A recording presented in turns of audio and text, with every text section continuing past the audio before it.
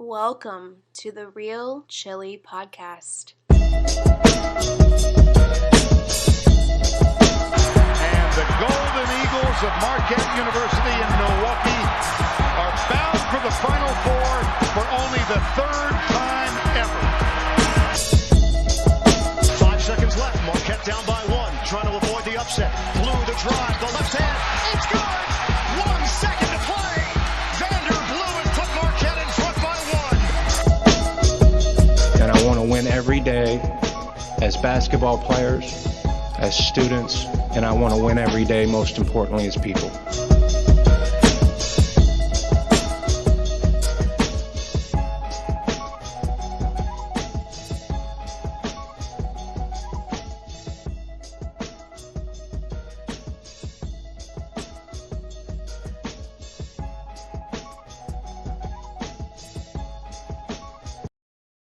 And you're good. A very good Tuesday night in Real Chili Land. This is the Real Chili Podcast. I'm Brian Henry, Pete Mohan, Pete Worth. Holy shit, Marquette won a basketball game. I mean, whoa. I mean, just breaking goddamn news. Why else do you think I'm on the pod? 70-67 against just a dreadful Butler team. Pete Worth, your immediate reaction. You watched that game like you did the rest of them. Were you happier after the win or after the 3 losses? I'm not really sure. I felt the same way pretty much after all, the same exact way after the last 4 games, even though we won this one. Pete Mohan, did it feel like a win to you? It always feels like a win against the Butler Bulldogs, team that has a pedigree of appearing in national championship games and Final Fours and the like. So to get to win against the vaunted Bulldogs program is always good. And I tell you what, look up at those standings and see Marquette with one more win in the books than third place Xavier at 4-2. I feel like we're really right up here in this thing. What you're saying is that what I'm saying is that the Big East reeks. Glass half full. Let's try this one at a time thing, because this is all our first fucking podcast. Pete Worth, you speak. I was just saying, Pete Mohan, always our eternal glass half full member of this pod, whereas the other 4 members usually quite the opposite. Doubt. But let it be shown. Pete Worth, Pete Mohan has been cracking slightly lately. The comment section of this podcast is determined to get Pete to say fire Wojo by the end of the year. They are working hard to do it. I admire all of them. They're doing God's work in the process, but Pete is not cracked yet. But he has shown signs, especially after the St. John's game, whenever the last one we did. I can't even remember, Pete, when we last did one, but goodness gracious. Pete, we cut you off. What were you trying to say?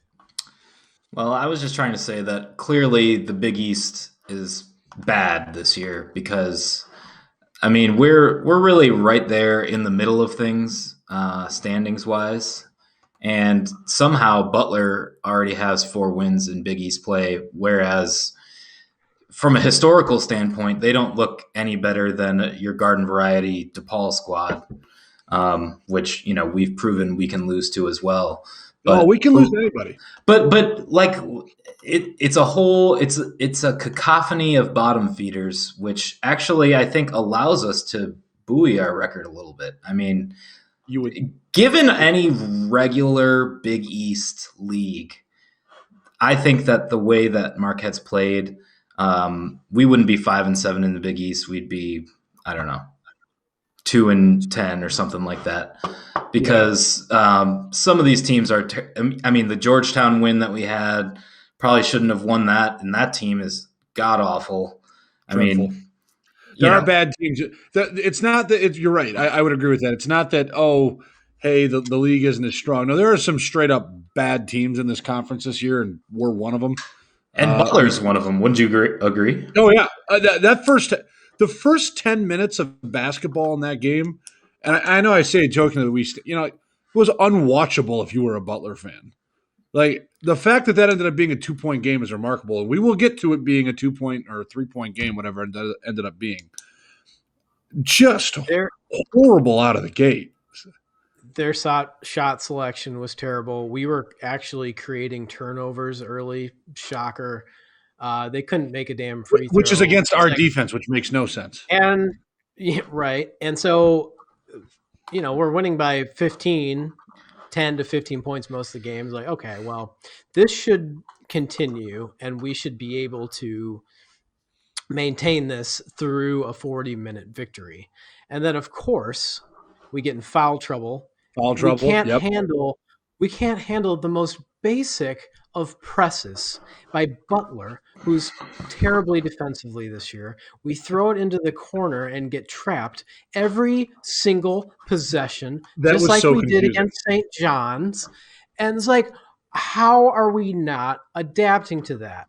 Well, when you have two people that are like not afraid to handle the ball and to dribble the basketball, that's what you get. But you could at least try to help them out a little bit by getting the ball in the middle and not throwing it into the trap every time. I mean, we just don't do that ball handling stuff. Good. When was the last time we were just like, hey, that was just a tremendous display of ball handling finesse? But with that said, Pete, you got it in the bullet points on the side. The two best players on the court today for us were both of Marquette's guards, at least when it came to scoring the basketball. Yeah, I mean, Kobe had 8 turnovers, and it's like Kobe hits a couple eight turnovers in a college game. Like when he gets the ball, when he makes his first couple shots, and they weren't like good shots. They were like 20-foot fadeaway jumpers. And then he thinks he's going to be the man, and then he tries too hard with the ball, and then you get Kobe with 8 turnovers. He did enough to help us win the game. We'll give him that. 11 free throw attempts, though, on the bright side. I appreciate him getting to the line. They fouled him a lot. Let's get back. They gave him the ball a lot when they were trying to come back and they were pressing and they were fouling. So sure. he made them when they counted. But I try to like, I don't know what I'm doing. Do I talk about this game? Do I talk about the bigger picture as a whole? I mean, what's the point of talking about this game in depth?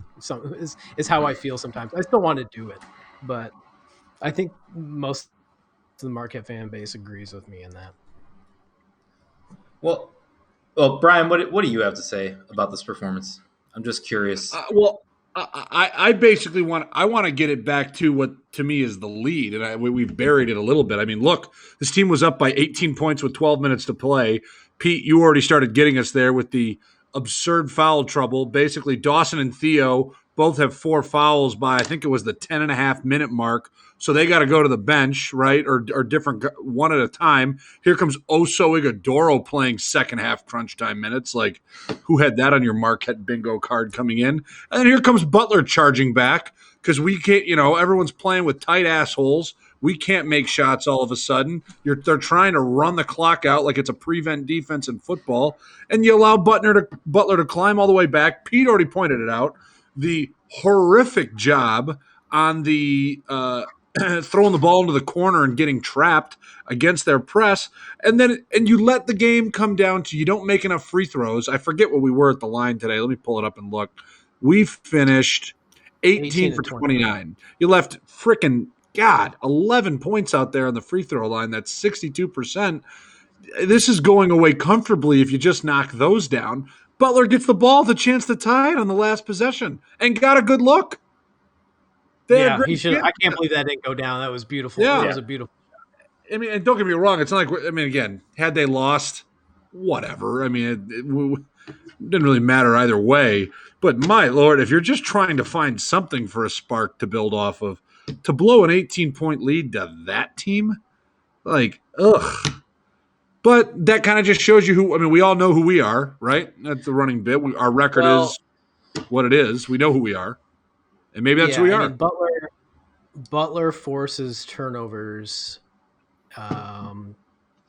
Okay, they're 191st in the country, according to KenPom, at forcing turnovers. Much better than we are. Still not good at it. And we coughed it up a grand total of 21 times against them. So you got that. What you also have is some of those being shot clock violations, maybe at least 2 of them, and possibly 3. I think it was just 2, but a lot of forced offensive possessions at late in the shot clock when we were losing the grip on the game. And it's just, you see it so many times where either Kobe or DJ has the ball at the top of the key, they dribble around, and literally all 4 other players are standing there doing nothing. And we're watching Marcus Howard, only a much worse version of Marcus Howard. Exactly. And then finally maybe a big guy will go up and set a ball screen, and that will get us, 5 feet to the right, and then we dribble into nothing, or we don't take a shot, or we force up something bad. It's like how is this our offense? It's just at this point of the season too. This point of the season. How is this your offense on February 2nd? Well, I'll tell you how, is because DJ Carton doesn't put the pedal to the metal for the whole game, and Dawson probably doesn't get enough touches. I mean, that, I guess it's hard in this case when you only get to play 18 minutes because of foul trouble for Dawson. But I mean, he did about as much as you could in 18 minutes, putting up 14 points. Yeah. So, but I mean, look, the guys that, and a neighbor mentioned this in the text chain earlier, like, this should be a 2-man game on offense between Dawson and DJ most of the time. That should be the bread and butter of this offense, especially if we're learning that Theo John has a bit of a bum knee that he's been playing with, and today apparently aggravated an ankle. So, I mean, if he can't play big minutes, it really should just be the DJ and Dawson show in and out, because they're the 2 players that have the most versatility to score at all 3 levels, especially now that we're dealing with Justin Lewis out for indefinite amount of time and missed in the last 2 games. And so really, because we have no bench production without him, right? As we've demonstrated, the bench did not score the previous game, and they put up 5 points tonight. Yeah, and I mean, I think another thing, if you just want to talk about the bench briefly, just some trends we're seeing here. Greg Elliott only 4 minutes today, whereas the rest of the bench crew was Samir led us with 19 minutes. Dexter Akano played 13 minutes, which I think would probably be close to a season high for him. And Oso Ighodaro played 10 minutes, which probably is close to a season high for him as well, if not. So kind of interesting how that shook out. And, well, we can talk about – I kind of want to talk about Samir a little bit more. I mean, this guy's getting 15 to 20 minutes on this team, and, like, he does not do very much with those minutes. And it's like – I don't like to single guys out, and I mean, but he's on the court for his ball handling mostly, and he did have a nice and one today, bricked the free throw attempt, of course, but I don't know. I mean, I think that we maybe understate a bit the amount of black hole minutes that go into some of these bench players, which is unfortunate because it's not just like it's not turnovers. But it's just, lack of offensive drive and like lack of total contribution. But here's the tough thing, though: no confidence on offense and no confidence to even really ball handle that much. Right, but here's the issue with Samir: he's got to play. They can't. DJ Carton can't be on the court for 40 minutes. It's just he's getting, and this is where, and look. As much as, and I laugh at this, as we keep going back, Wojo, the recruiter, like you need dudes that can come off and play that 10 to 15 minute role and be effective, and we do not have that at the guard spot right now. I think DJ is a starting point guard in this conference, but Samir, while having some moments as a freshman, has really struggled this year, like you said, but they have to, they're shorthanded right now and they're down a body. He gets more minutes. He's not adding anything. Yeah, we're shorthanded, and why does Greg Elliott only get 4 minutes? I mean, that was odd for the Greg Elliott. He's Yeah, had some might have been turnovers in recent games, but like still. Yeah, And Pete, that might have been. I was wondering that. I think that was just probably purely we're going to shake it up, and this is how we're going to do it. And Akano's going to get, freaking minutes, and Iguodoro's going to get minutes, and that's Greg. You're going to sit. We're going to let Torrance go. We're going to let these three young guys go because ultimately, those are the three we got to grow. And you know what? If they committed to those three getting 10 to 20 minutes a game because they want them to, they need something to build off with those three. I get it. I'm not saying Greg doesn't deserve to be out there, and he's given us a few good moments this year, but it's a weird year for everybody, right? Greg's going to everyone gets an extra year of eligibility. A topic we're going to need to start getting into, it's probably not for today, but who's coming back on this team and who isn't, right? Because they're all eligible to come back. But let's talk about that sometime else. Right. No, it's not today because we haven't done a ton of prep for that I yet. don't even feel like talking about that until the season's over with, to be honest with you. Yeah, I know. But I definitely think we need to talk about it. And it's there, but it is something. Let me ask you guys this. So obviously, we talk about these bench guys have to get minutes, and we want especially the young guys to get minutes because we want them to develop. But at the same time, I guess this is more of a question of like where does the blame lie here? And I might lean more towards the coaching staff and not necessarily just Wojo. I feel like this is something even more assistant coach wise. But don't you think that if these guys are going to be running out there on the court, that like the coaches have to have instilled one go-to move or shot that they are comfortable taking, that they're put in that position to take advantage of? It just seems like all of those guys, like Akano, I think has been the biggest disappointment because, the dude looks confident or whatever in the summer league. And of course we've seen that before, but like, he looks like when he's out there now, like he has no moves, and not that he doesn't have the talent to, but just that he like forgot or whatever about the system that we're running just deflates that ability to be a unique basketball personality. I mean, I don't know what it is, but how much of it is the system, Pete, and just losing? I think everybody grips the ball a little tight. Nobody wants to be the one to make the mistake. You second guess when you're failing. It's very difficult to be confident and have massive conviction in anything you do, much less basketball that's played publicly on television. I think that's natural human reaction to we're not doing well. I'm not doing well. I'm going to try and do something different. You're saying like, oh, why am I not seeing that? I don't know. I'm not in practice. I don't know what the message is as to who they're trying to get the ball to necessarily, play to play, and who they want shooting it how many times. But I would imagine everyone's second guessing everyone, if that in the simplest way. Yeah, but I mean, like you have to know these personnel groupings. Like if Dexter's out there, we're putting him in position to do this while he's on offense because we need to get the most out of the five guys that are out there. Yeah, I don't really think that's happening. To add to your point, Brian, not only is it a lack of confidence and kind of a snowballing effect of a lack of confidence for maybe these bench guys, but it seems to me that 90% of our offense, and we like to make up numbers, me especially on this podcast of percentages, but 90% of the time it seems like we set a high ball screen and then we ask whoever's got the ball in their hands to create offense. And it's either that with everybody else standing around waiting for an open kick, or us trying to feed the low post. And I'm not saying that like feeding the low post is bad with the way this roster is set up, because Dawson's a very talented player.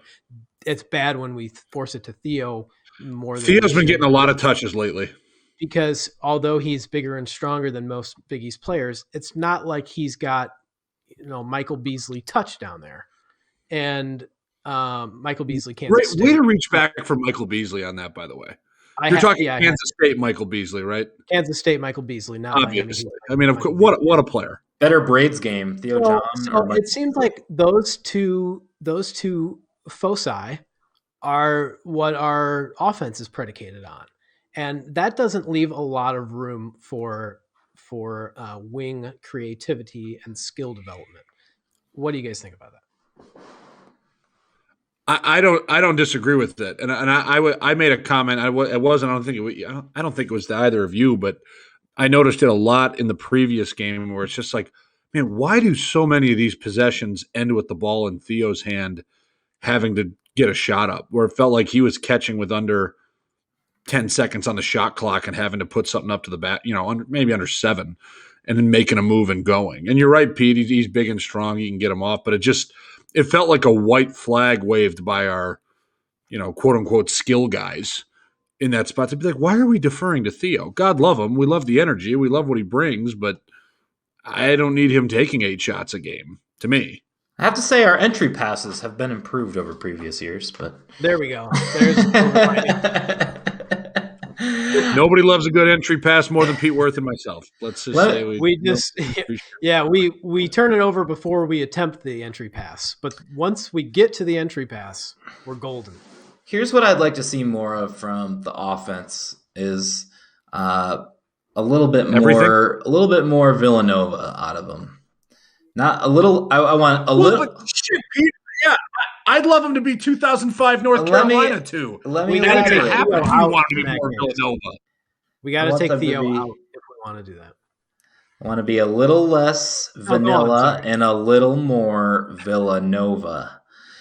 But here's what I'm trying to say is what I appreciate, and I feel like I've mentioned this on the pod before, but what I appreciate about Villanova's offense is that as soon as the ball hits someone's hands, they instantly make a move to transform the defense, whether that's faking a pass, taking a shot, taking a dribble, jab stepping and then taking a dribble. And it seems like every time the ball hits Marquette players' hands, it's like stop and think and then be like, okay, I'm going to do this, there's always a delay. There's no rhythm to it. And I mean, it's, for me, it's an obvious offensive fundamental, not even just basketball. I mean, that is the fundamental of just about any sports offense is you want to force the defense to move and get them into positions where there's, mismatches or more of your guys in a space than their guys. And there's not a lot of that happening. There's not players on Marquette's team putting pressure to shift the defense outside of really DJ Carton is really the only one who's doing that. I mean, even, Dawson's great, but even just, his moves are still a little bit into traffic. Some of the shots he's hitting are difficult and stuff. When he's stretching the defense at the 3-point line is when he's doing that the most, and he's starting to do that a little bit better lately. But DJ is really the main one who's putting any pressure on opposing teams. And I just like to see other players act with that decisiveness. We've seen it from Jamal throughout the season, I think. Kobe tries Kobe tries to, but Kobe's dedicated to hammering the ball into the hardwood as hard as possible, and he does his best James Harden impersonation. That's just all I want is the ball popping and guys making decisive moves. Yeah. It did a little bit earlier in the season, and that's what this kind of baffles me. Not saying we were all out, but there were moments, especially in that Creighton game. I don't know if Creighton brought it out of us, but we played more in their style that game than we did ours. And the ball, I mean, the pace of that game was just incredible. And you're like, how in Lord's name did we play? Granted, yeah, that was a once in a blue moon. It reminds you that basketball can be silly and teams beat good teams. But the team that was on the court for that night doesn't even remotely resemble what we've watched over the last month. So, it's in there, but it's not out there right now. Okay, so 2 quick things. One, Pete, yeah, DJ can do that. And I almost feel like DJ's being too unselfish. If it was me, I'd tell DJ to try to attack the paint every single possession. Yeah. Every possession. I want to see Allen Iverson, DJ Carton. Don't be unselfish. Be selfish, because he's clearly head and shoulders above any other guard we have in creating offense for himself and others. And then 2, Bubbles, and maybe we're not ready for this. Maybe we are to transition to this, but Marquette, this is no secret, as you're talking about, we've gotten worse this season, right? Would we all agree? From this, as the season has progressed? Yeah, I guess. I don't know. And how many seasons of that? And I know this is, everybody's going to say, oh, you're going to talk about Fire Wojo. I'm just saying we don't need to talk about that, but how many seasons in a row has that trajectory been the same? Wow. Yeah, I think I can't judge a team's trajectory with still so many games left on the schedule. But I know I agree with the way that it's trending, and you're right. Yeah, it's not over. There's still what, 7 games left. But well, Pete, that's a perfect Pete. That's a perfect transition to what you just, at least your last comment, right? I'll jump to somebody in the chat. Our boy Artie Sheboygan chirping at us. Does anyone believe we can make the tournament? What does that path look like? However unlikely. I'll give my short answer. That would be rattling off 4 wins in the Big East tournament. Because I mean, I guess yes. If we win the rest of our regular season games, maybe. But shit, I think we're. What's that? We lost to DePaul. Great point. They got to win the Big East tournament. I think that there is a path. There's what? There's a path. We'll find out the answer shortly because our 3 hardest games are immediately. So as you can see in the rundown, we've noted that the Villanova game is back on, I believe, for next Wednesday. Is that correct? I want to say. Well, we have Butler again on. I'll be hiding under a. So yeah, I believe it's either sometime like around a week from now is when we will play Villanova. I don't have it in front of me. There's probably someone in the chat that knows, but yes. So we will essentially, our next 3 games are Creighton, Villanova, and Seton Hall, and the season will either be over or we will have collected a couple signature wins that keep our tournament chances alive. But we will know the answer definitively, probably even before we get to the Seton Hall game on Valentine's Day. That's my kind of Valentine, a game against Seton Hall. Oh, yeah. That's my kind of Valentine, a game. You'd just love to give Mamu a big box of chocolates, wouldn't you? Oh, he is going to, as Pete Worth would say, it's hit time for inside joke alert, Orcar Law. All right, nobody knows what that means, but we're at that point of the pod.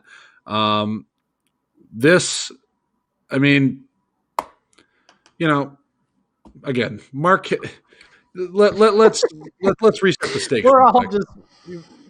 Marquette wins 70-67. They're now 9-9 overall. They're 5-7 in the Big East Conference. We just kind of addressed briefly the postseason. Here's the better question, Brian. What's that? Since I don't think that obviously the Marquette has done enough right now to warrant the tournament conversation.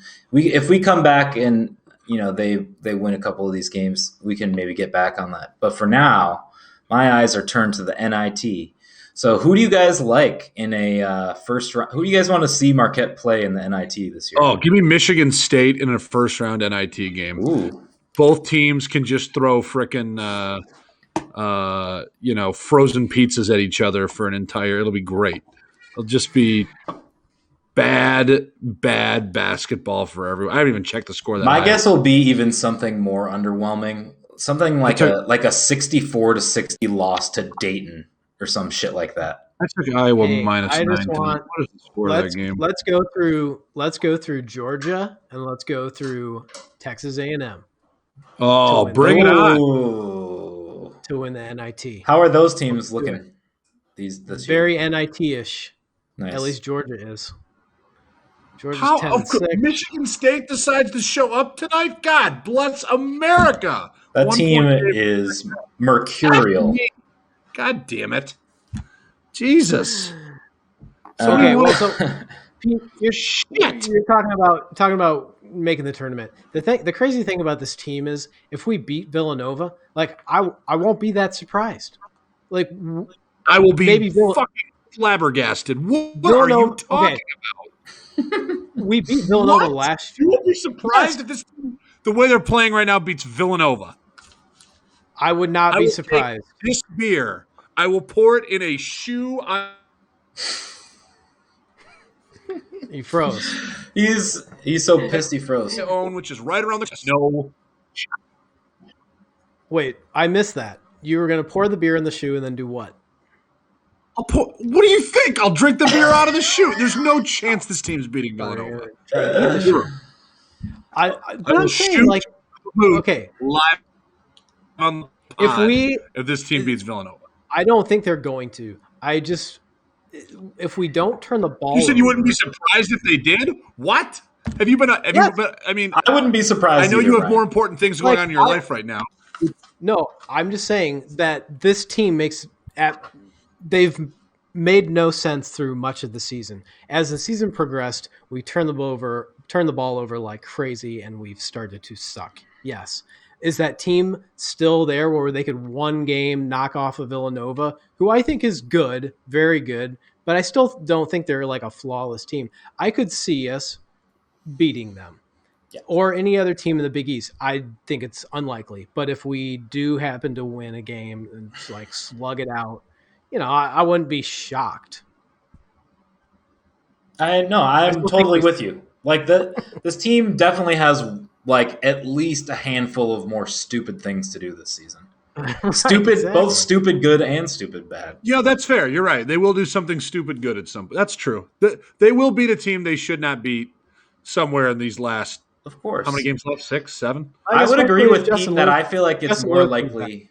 Yeah, Justin Lewis is a big. I think we would need Justin probably to get over the hump against Nova. Hopefully he's healed up by then. I would say that we have a better shot against Nova than beating Creighton a second time. I don't know. Creighton is going to launch us into the sun. You mean Creighton, who lost to Butler? I know that, but they are going to come in to whoop our ass. Oh, yeah. That game, that number could not be large enough for me to take Marquette. Oh, my God. I totally agree. Let's just say I don't even know what the spreads are right now, but I'm going to go on the record. I don't know that we beat Villanova. It'll be double. But I'm going to say that Creighton, I would take Creighton with the spread against Marquette, and I would take Marquette with the spread against Villanova. Okay, that's fine. I can get with that. I'm taking Creighton, I'm taking Seton Hall, and I'm taking Nova. Of course you are. I don't get Seton Hall. Again, I don't get. I wouldn't be shocked if we won one of those games. I mean, obviously, 3-0 is out of the question. Do you think 2-1? Is it out of the question, Pete? Is it? Because Pete Worth says, I don't know, maybe 3-0 is out of the question because this team has only won 2 games in a row at any point in the season. So I would say 3 wins in a row is off the table. And it will only go for win streak purposes. If they beat Creighton straight up, I will add that to the boot shooting bet. There's no chance. Then if they continue the streak going, it'll continue for each one. But there's no way. I will also add that podcast narrowly avoided becoming a MUWBB podcast because on our last one I warned that if we lost to both St. John's and Butler, this is turning over to a Marquette women's basketball pod. But by the skin of their teeth, it remains a Marquette men's basketball podcast. We need to carve time out for that. What are we going to do if we win all 3 games? I'm going to be just as even keel and I mean, I know you will. That's because you're the moral compass of this podcast. You get us through from A to B. I'm fucking GameStop stock. I'm just riding the goddamn wave every single day with this team. Pete keeps us level. We appreciate. We need it. I'm not any happier right now with this win than I am during any loss, or even just the Wisconsin win. I don't even remember being that That's happy such a with it. you sentence. Oh my! Wait a minute, I'm no happy. What does that mean? What are you talking about? It's just all just normal shit. Going 5-7 to start the Big East when you got a team full of freshmen and absolutely no bench to account for.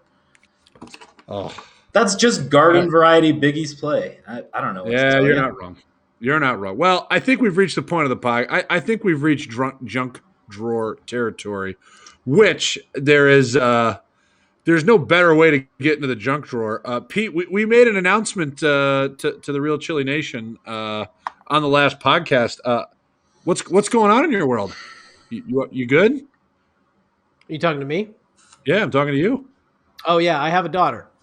Yes, you are responsible for another human being. I am. It's quite the whirlwind. It's very, very fun. I took 2 weeks off work, so mostly we just kind of get up when we can in between, getting up during the middle of the night.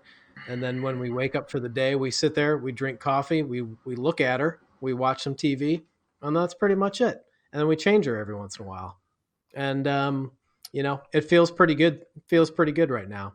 And she watched maybe Sounds like a pretty good gig. And she like most of the Marquette and Butler fan base, she watched about 2 seconds of the game today before getting very sick of it. There you go. And promptly threw up or defecated.